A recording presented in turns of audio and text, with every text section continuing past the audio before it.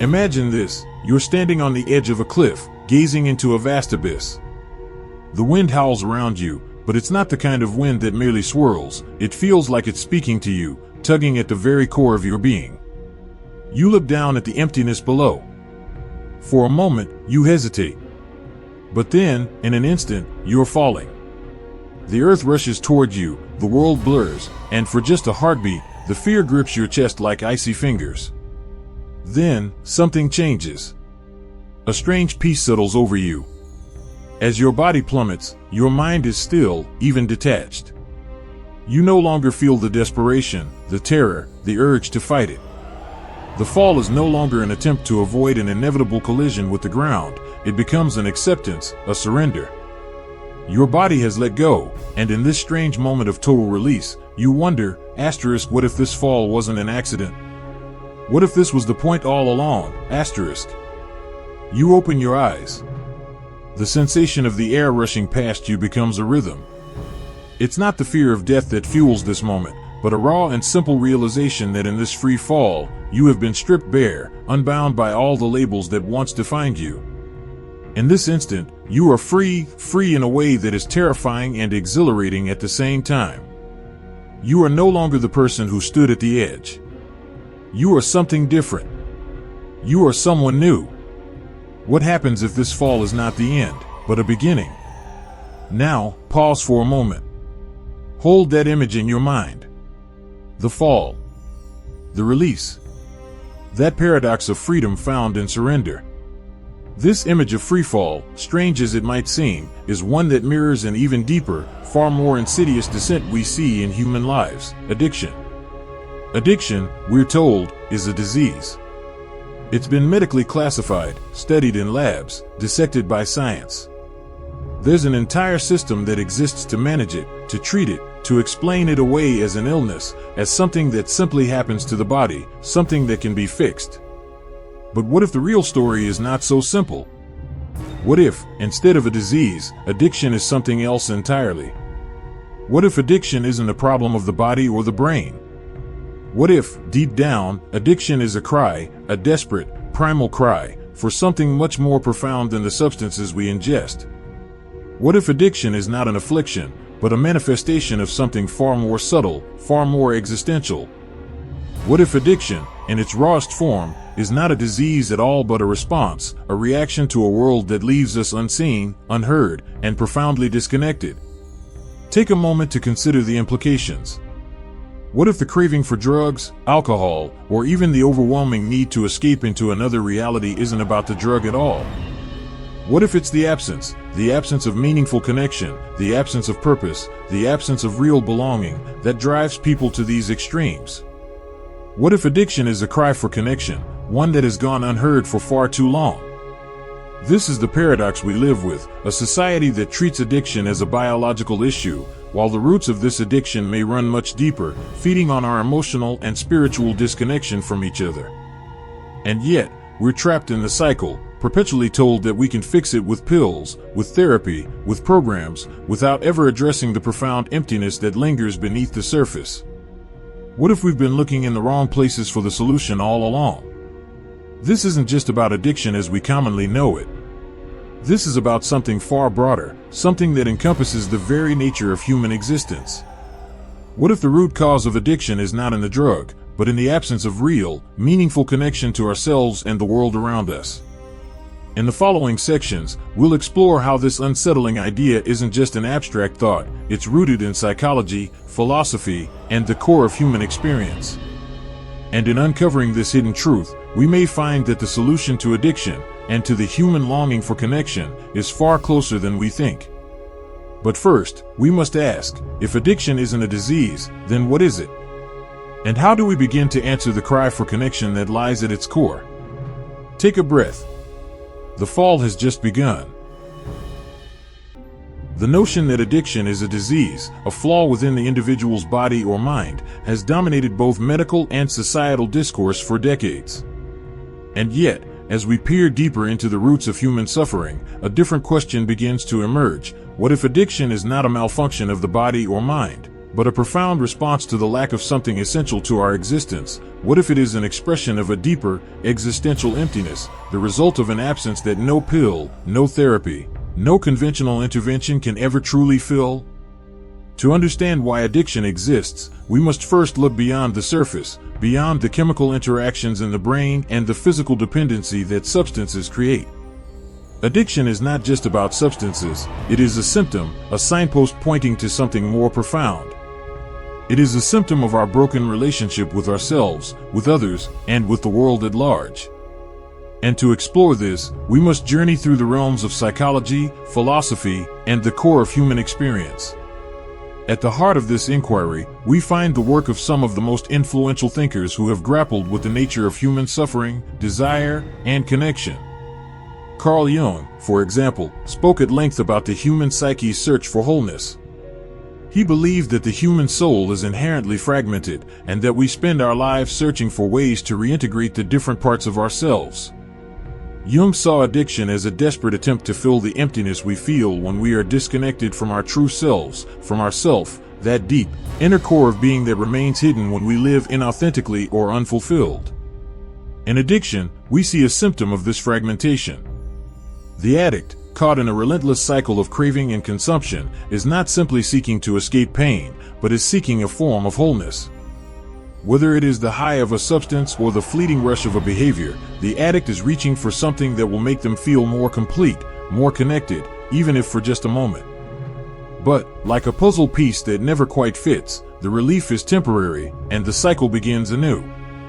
The more we try to fill the void with substances, the deeper the void seems to grow. This notion of fragmentation also finds resonance in the philosophy of Friedrich Nietzsche. Nietzsche, who famously declared that God is dead, saw modern life as one of profound disillusionment, where the traditional sources of meaning, religion, morality, community, had crumbled, leaving individuals adrift in a sea of nihilism. He argued that the modern person is often left without a sense of purpose, and in the absence of that purpose, we reach for anything that promises to fill the gap. For Nietzsche, addiction is a symptom of a society that has lost its moral and spiritual compass. In his view, modern individuals, lacking an inner guiding force, seek solace in the fleeting pleasures of the external world, even if it means succumbing to destructive behaviors. The addict's search is not for the drug itself, but for a meaning that transcends the monotony of daily life.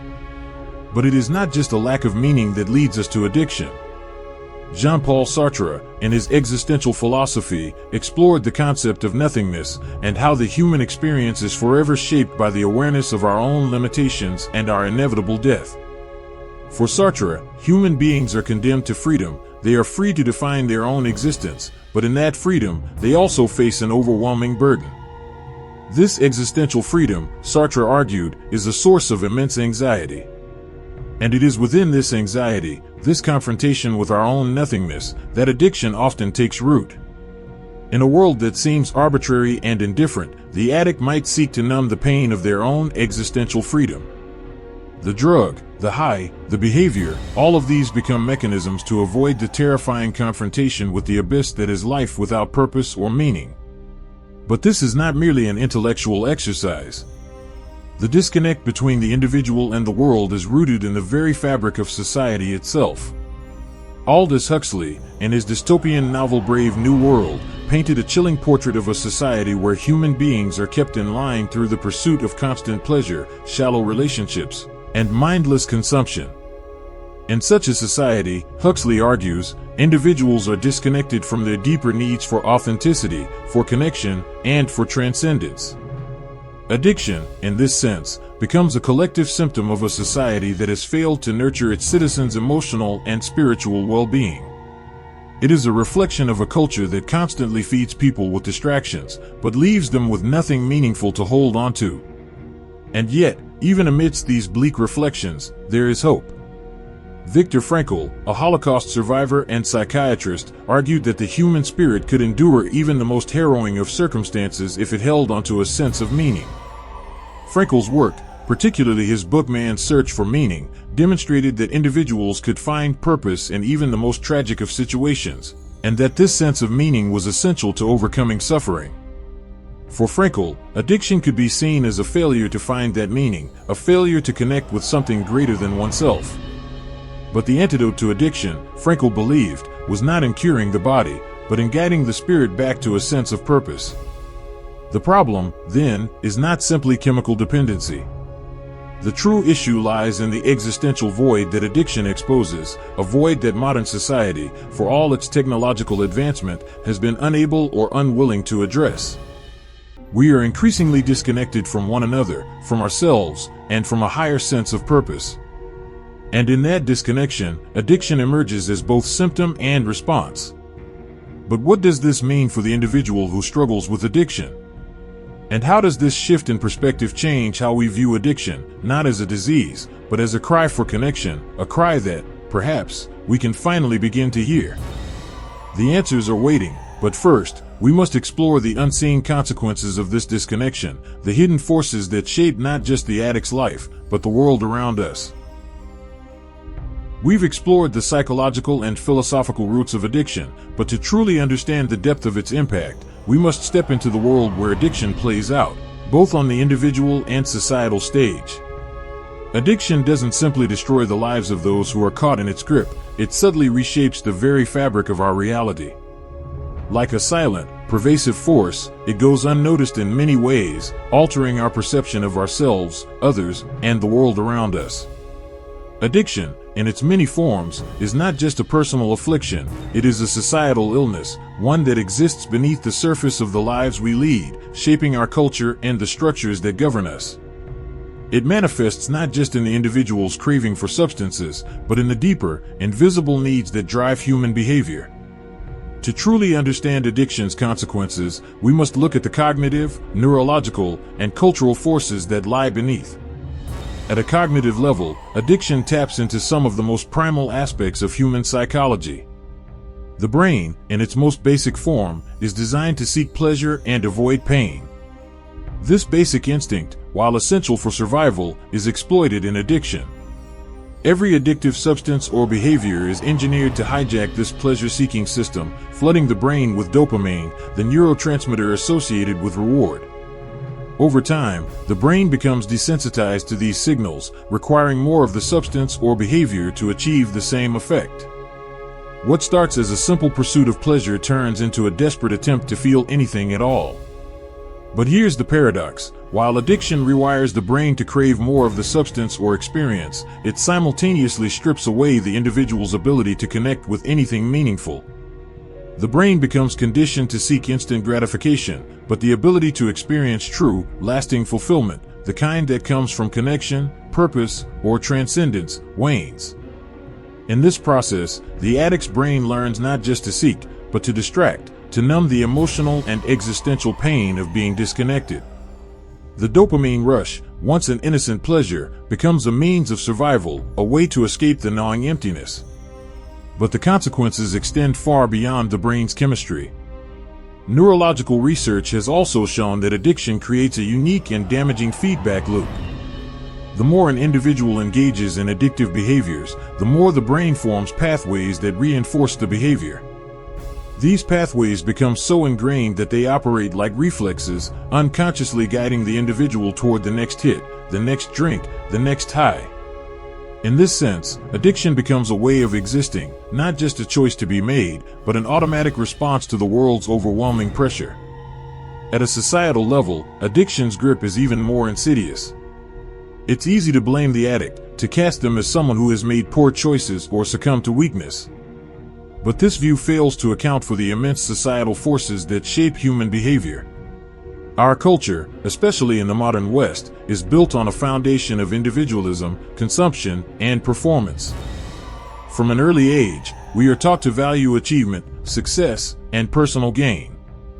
We are told that happiness lies in acquiring more things, more experiences, more recognition.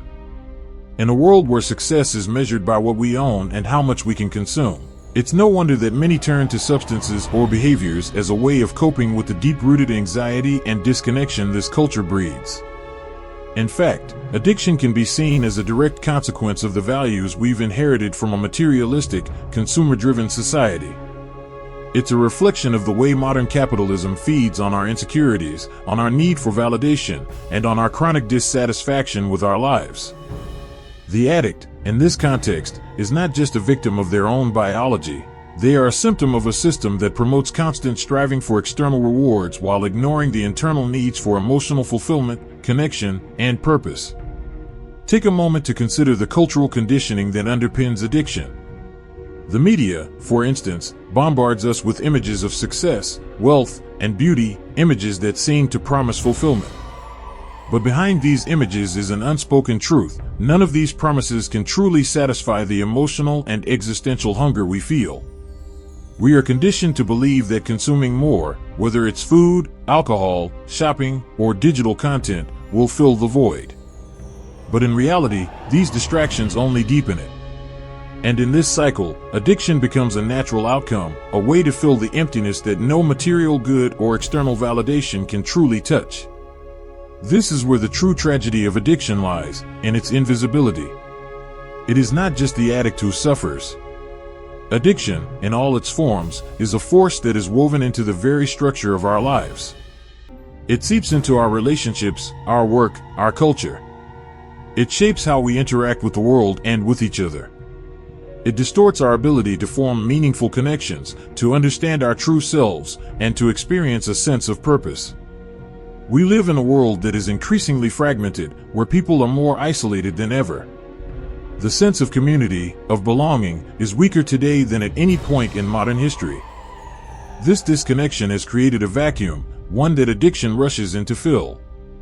And it's not just the individual suffering, it's all of us, living in a world where the pursuit of connection and fulfillment has been replaced by the endless cycle of consumption, distraction, and shallow pleasure. The effects of this are profound, shaping not just individual lives, but the very essence of society itself. But what are the true costs of this disconnection? How does it shape the broader landscape of our reality? The answer lies in the very fabric of our emotional and psychological lives, and it's here that we begin to see the quiet, devastating consequences of addiction's reach. In the next section, we'll explore these consequences more deeply, looking at how addiction silently influences not just the addict, but everyone around them, and how it shapes the world in ways we may not even realize. The cycle of addiction, like a ripple in the water, extends far beyond the person who is caught in its grip. The real question is, what can we do to break it? That, too, is a story yet to unfold. If addiction is, as we have suggested, a desperate cry for connection, then the question becomes, how do we answer that cry? How do we break free from the chains of disconnection and find the healing that addiction so desperately seeks? The solution, counterintuitive as it may seem, may not lie in simply eliminating the addictive substance or behavior. Rather, it may involve a fundamental shift in how we view connection itself, and how we redefine the very essence of what it means to be whole. To begin, we must first challenge the prevailing mindset that addiction is a disease to be eradicated with medicine and willpower. This view is too simplistic, too reductive, and ultimately too disempowering. If addiction is a manifestation of emotional and existential disconnection, then the solution cannot merely be about curing the body, it must be about reconnecting the person to what they truly need: meaning, purpose, and deep, human connection. Let's consider the first step in this rebellion against addiction: rethinking our relationship with ourselves. Carl Jung argued that true healing comes from the integration of the fragmented parts of the psyche. The addicted individual, in this sense, is someone who has been disconnected from their own authentic self. The addiction is not just a physical dependence, it is a spiritual and psychological crisis. To heal, the individual must begin the painful and courageous process of reconnecting with their inner self. This requires deep self-reflection, an acceptance of one's flaws, and a commitment to living authentically. But this process cannot be done alone. This is where the power of human connection becomes essential. It's not enough to simply beat addiction through sheer willpower. The individual must surround themselves with a supportive community, a group of people who see them as more than just their addiction, who offer empathy, compassion, and understanding. This support network is not just a means of recovery, it is a way of restoring the individual's sense of belonging in the world. This brings us to another radical shift, the importance of vulnerability. In a culture that prizes strength and self-reliance, vulnerability is often seen as a weakness. Yet, it is precisely through vulnerability that true connection is formed. Addiction thrives in environments where vulnerability is suppressed, where people are afraid to show their weaknesses, where emotional openness is viewed with suspicion. But in a truly supportive community, vulnerability becomes the bridge through which healing occurs. It is through opening up, sharing our struggles, and allowing others to witness our humanity that we begin to heal, not just from addiction, but from the deep emotional wounds that created it. History offers us numerous examples of individuals who broke free from addiction by embracing vulnerability and connection. Take the story of Bill Wilson, co-founder of Alcoholics Anonymous, AA. Wilson, after years of battling alcoholism, found his salvation not in self-discipline or isolation, but through the profound human connection he formed with others in the AA fellowship. It was through helping others, sharing his story, and forming bonds with those who understood his pain that Wilson was able to break free from the cycle of addiction. The very structure of AA is built on the premise that addiction is not something to be battled alone, but something to be overcome together, in a community of shared experience. This principle of connection is not only powerful on a personal level, it can also be transformative on a societal scale. If addiction is a reflection of a culture that values individualism over connection, then the antidote to this cultural malady is a revolution of togetherness. We must build a society that values emotional honesty, community support, and the deep bonds that can only be formed through shared vulnerability. This is not an easy task, but it is a necessary one if we are to address the root causes of addiction and begin healing the collective wounds of disconnection. But this rebellion does not stop with personal transformation and community building. It also requires a shift in the way we view meaning in our lives.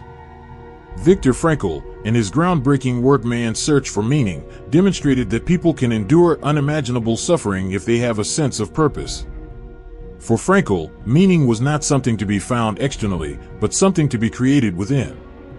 The addict, in this sense, is someone who has lost sight of their purpose, their place in the world. The cure for addiction, then, is not just abstinence, but the creation of meaning. This is where we can find one of the most profound truths in the fight against addiction. Meaning is a source of liberation. To break free from addiction, one must reconnect with the sense of purpose that gives life its depth and richness. This might mean pursuing creative passions, building a career that aligns with one's values, or simply developing deep, loving relationships. It may involve stepping into a spiritual practice or engaging in activities that foster a sense of transcendence. The key is that meaning is personal. It cannot be imposed from the outside, but must be discovered and nurtured within. There is no one-size-fits-all approach to finding meaning, just as there is no single path out of addiction. But by reconnecting with ourselves, embracing vulnerability, and building communities of mutual support, we can begin to lay the foundation for a life that is no longer driven by the compulsions of addiction. We can rebel against the idea that addiction is an insurmountable force, and instead view it as a call to something deeper, something that will guide us back to ourselves and to each other.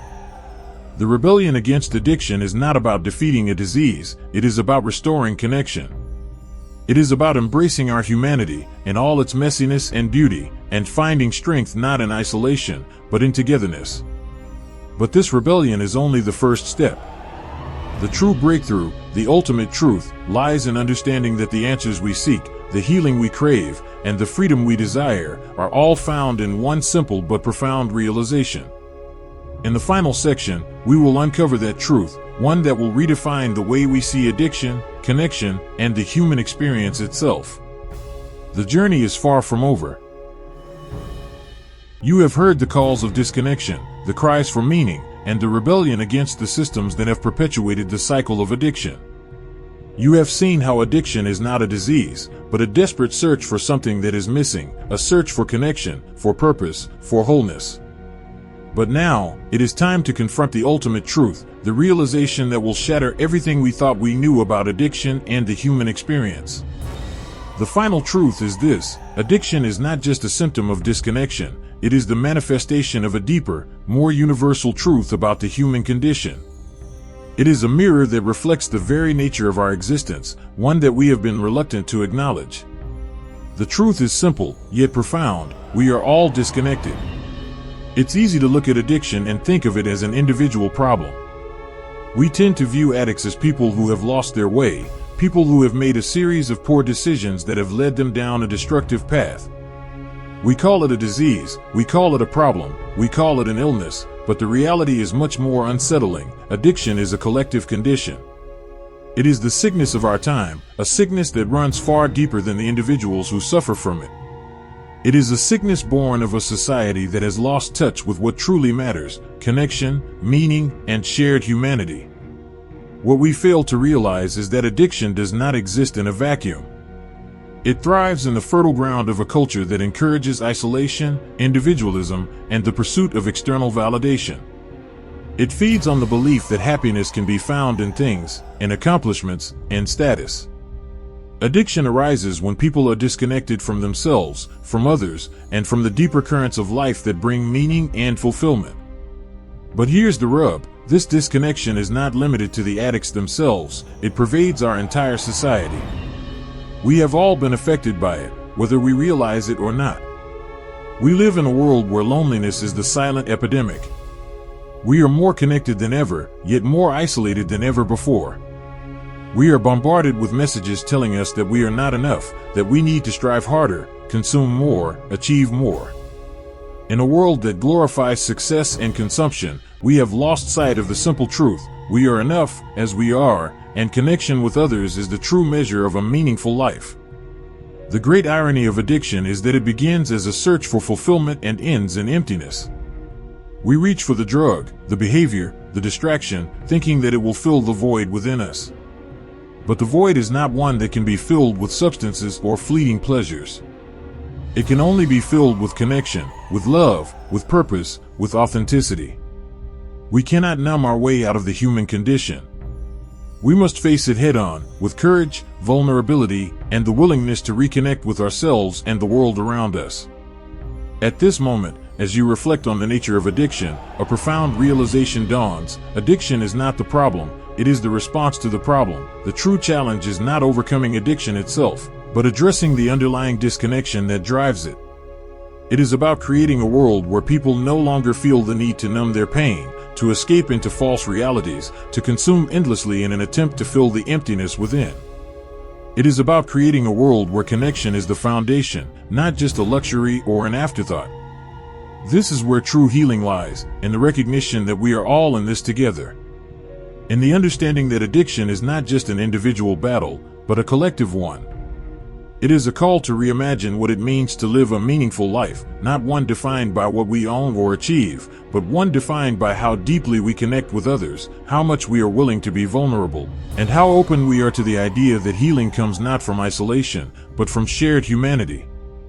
In the end, addiction is not about the substance. It is not about the behavior. It is not even about the pain. It is about our search for connection. And it is through connection that we will find the answers, the healing, and the peace that we all seek. The ultimate truth is that we are never alone. We never have been. The only thing that separates us from each other is the illusion that we are separate at all.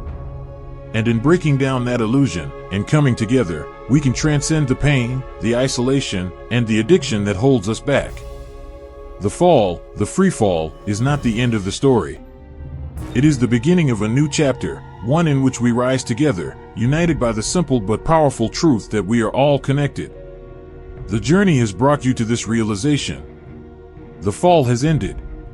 And now, as you stand at the precipice of understanding, you are free, not because you have conquered addiction, but because you have come to understand the deeper truth that drives it. You are free because you know that the connection you seek is not something to be found in substances or distractions, but in the shared experience of being human. And with this truth, you can now walk forward, not alone, but with others, on a journey toward healing, connection, and purpose. The ultimate truth is not a conclusion, it is a beginning. A beginning that we must all face together.